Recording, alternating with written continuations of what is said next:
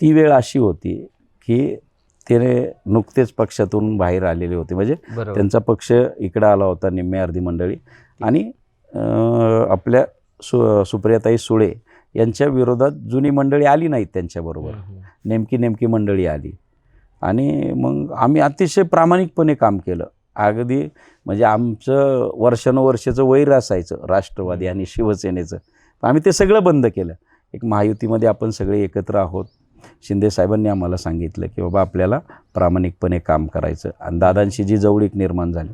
मी राजकारणामध्ये अनेक नेते पाहिले, परंतु एक परिपूर्ण नेतृत्व कशाला म्हणायचं ते अजितदादांना. मोठं संकट होतं त्यांना सुप्रियाताईंच्या विरोधात लढतानाचं, पण अगदी हृदयावर दगड ठेवून त्यांनी तो निर्णय घेतलेला होता.